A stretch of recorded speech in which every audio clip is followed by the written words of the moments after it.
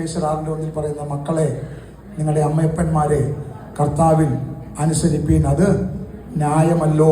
നിനക്ക് ദീർഘായുസ് ഉണ്ടാകുവാനും നന്മയുണ്ടാകുവാനും നീ ദീർഘായുസോടിരിക്കുവാനും എൻ്റെ അപ്പനെ അമ്മയും ബഹുമാനിക്കുക എന്നുള്ളത് വാഗ്ദത്തത്തോടു കൂടിയ ആദ്യത്തെ കൽപ്പനയാണ്. സ്തോത്രം, ഹല്ലേലൂയ. അതുകൊണ്ട് എന്ത് വേണം?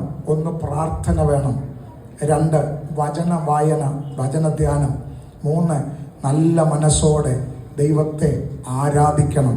തിമോഥെയോസിനെ കുറിച്ച് എഴുതിയിരിക്കുന്നത് അവൻ നല്ല മനസാക്ഷിയോടെ, ശുദ്ധ മനസാക്ഷിയോടെ ദൈവത്തെ ആരാധിക്കുന്ന ഒരു വ്യക്തിയായിരുന്നു. യോവേൽ 2:28 നമ്മൾ വായിക്കുന്നത്, അതിൻ്റെ ശേഷമോ ഞാൻ സകല ജഡത്തിൻ്റെ മേലും എൻ്റെ ആത്മാവിനെ പകരും. നിങ്ങളുടെ പുത്രന്മാരും പുത്രിമാരും പ്രവചിക്കും, നിങ്ങളുടെ വൃദ്ധന്മാർ ദർശനങ്ങളെ സ്വപ്നങ്ങളെ കാണും.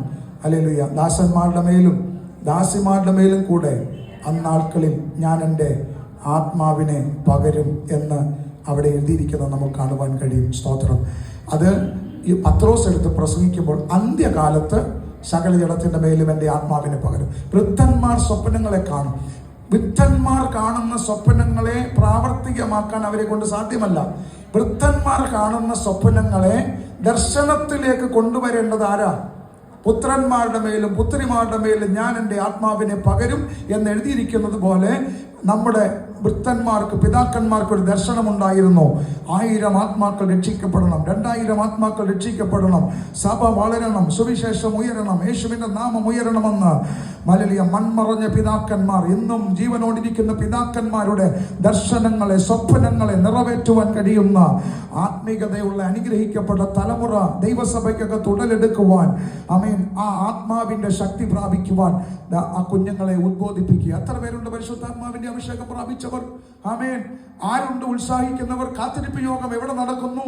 ഉപവാസ പ്രാർത്ഥനകളിൽ ആര് സംബന്ധിക്കുന്നു?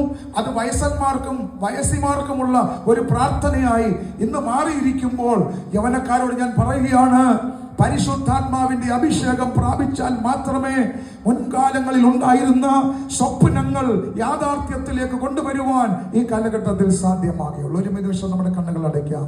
പരിശുദ്ധ പിതാവേ, ഈ വാർഷിക മീറ്റിംഗിൽ ഈ വചനം ഒരു ചലഞ്ചായി എടുത്തുകൊണ്ട് വരുന്ന നാളുകളിൽ ഞങ്ങളുടെ തലമുറ കർത്താവേ ശക്തിയോടെ പരിശുദ്ധാത്മാവിന്റെ നിറവോടെ ദൈവകരങ്ങളിൽ ഉപയോഗിക്കപ്പെടുന്ന അനുഗ്രഹിക്കപ്പെടുന്ന തലമുറയായി മാറുവാൻ സ്വർഗമിടയാക്കണമേ കർത്താവേ. സ്തോത്രം. സകല മാനവും മഹത്വവും അങ്ങേക്ക് അർപ്പിക്കുന്നു യേശുവിന്റെ നാമത്തിൽ.